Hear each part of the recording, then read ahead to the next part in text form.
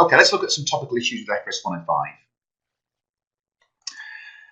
This slide just summarises the thresholds for micro and small entities in the UK. Remember that in terms of to qualify as a small or a micro, you need be below 2 out of 3 of the relevant criteria.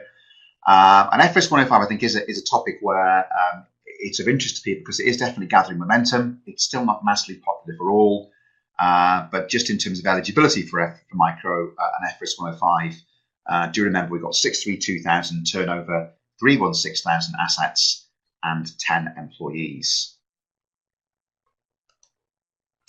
Just wanted to look at this example, if I could, in relation to eligibility around what we tend to refer to in the small entity world as the 2-year rule. We've got an entity here with turnover, assets, and employees mapped out over a 4-year timescale. And what we're thinking about here is does this entity qualify for micro accounts for the year end 31/12/17? Well, yes, it does. Because the way this actual example plays out, in year 1, 31/12/14, we're below 2 out of 3 of the criteria, so gross assets and employee numbers. Year 2, 31/12/15, we breached 2 out of 3, but that's the first time we breached, and therefore the first time that you breach, you can carry on doing micro. Year 3, 31/12/16, we're back below 2 out of 3 again, and therefore we carry on doing micro. Year 4, 31/12/17, we breach all 3, but again, as you're growing, you only actually move to the small entity regime as a matter of requirement, where you breach 2 out of 3 for 2 consecutive years for the first time, and that entity could therefore, for 31/12/17, if it wanted to, apply the micro entity rules within FRS 105. I'm finding there's lots of interest from delegates on courses at the current time in relation to applying micro in the context probably of property companies, property investment companies. And do remember that under FRS 105, revaluation rules don't really exist as such. So if you're looking at the assets threshold there, you will be looking at the gross assets based on fixed assets at original depreciated cost. And for a very decent sized investment property company, it could well be, if they've had the assets for a long, long time, be that you have got a very modest carrying value based on depreciated cost, even though the valuation is quite high. But that just reiterates really that from a micro entity point of view, the years rules applies in exactly the same way as it does to a small, moving from small to medium. One question that's cropped up quite a lot recently in terms of eligibility around micro is thinking about, if you are looking at the turnover threshold as being really pivotal, what do we mean by turnover? And this particular question has cropped up quite a few times recently. So a company as a property investment company just got the following income for the year: rental income of 500k, dividend income of 100k, and gain on sale of shares 50k. Will it meet the turnover size criteria for the micro entities regime? I think this is the key point of reference here in terms of what we mean by turnover, and therefore what's in scope here is section 474 of the Companies Act. And that's not massively detailed in that all it really says is that turnover is amounts derived from the sales of goods or services. So if you look at what the company is fundamentally there to do, look at the related income from sale of goods and services, and that then gets you your turnover to determine whether the entity is micro or not. And I guess for a property investment company, the key source of income here is rental income. I would say, therefore, for this company, it's 500k, and therefore, subject to the other criteria and how they play out, this company may well qualify as micro. I think that's not massively detailedly defined in the Companies Act. I would think there's a little bit of wiggle room there in terms of how you determine turnover, and as I say, that's cropped up a lot recently. And again, something I wanted to share with you today in terms of eligibility for FRS 105. I'm sure for those that are into this sort of stuff, you'll know that there are certain exclusions from FRS 105, certain situations where you can't apply it. Let me pick up on a couple of questions that have cropped up recently in that particular regard. One question that's cropped up a couple of times recently has been, if you've got a very, very, very small subsidiary included in group accounts, could that get excluded from micro? What we'll fundamentally know, any entity included in the consolidated set of accounts would have to apply 102 effectively, could not do 105. But what if that subsidiary had been excluded from the group accounts on the basis of being immaterial?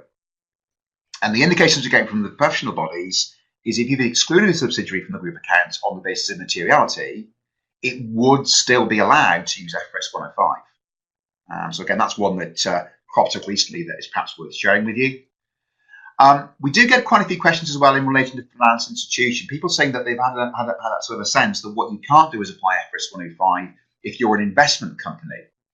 And therefore, maybe if you are a company holding investment property, will that mean that you can't use 105 because you're indeed an investment company?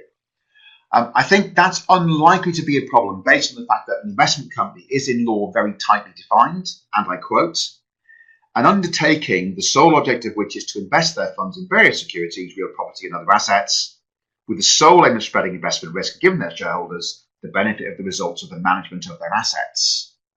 So if you're investing in a range of assets to spread risk, you may have a problem, but I think your bog standard investment property company will in no way, shape or form be that, and therefore in that particular sector, it may well be, as I already mentioned, that FRS 105 could be relevant and could indeed apply.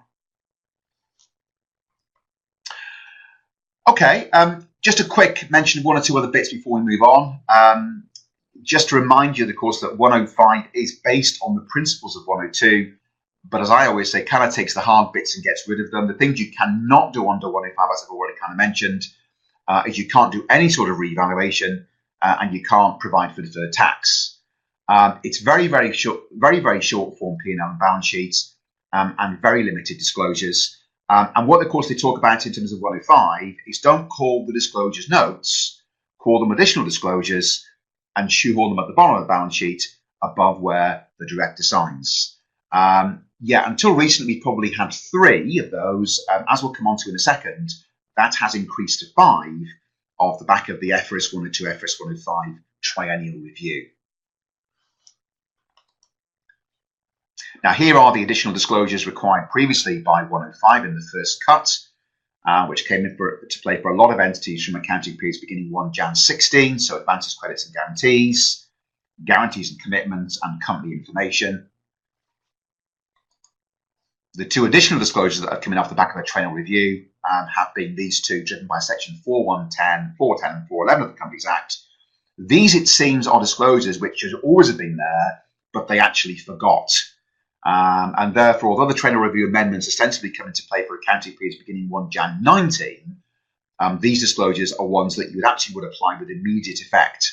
Now, the slide there says accounting periods beginning 1 Jan 16. I guess the idea would be here, you probably have got one set of 105 accounts away and filed already at Companies House since the new regimes come in.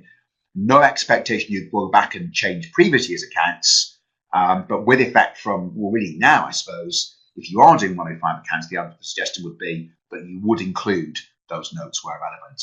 The view seems to be that off-balance sheet arrangements are very unlikely to be relevant. It's very much a thing driven by EU regulation. The view I think many of us have in the UK, if I go back a slide, is that off-balance sheet arrangements is probably covered in the UK more by guarantees and other financial commitments. So I think from a UK point of view, that particular reference there to section 410A, very much off-beam, but employee numbers, of course, is relevant. That information would go into market with immediate effect. And yes, that would also get filed as part of the filed accounts, which you might call filleted under the 105 regime. But yeah, with immediate effect, really, I think is the key thing there in relation to when that change would come into play. And that's topical issues there for FRS 105.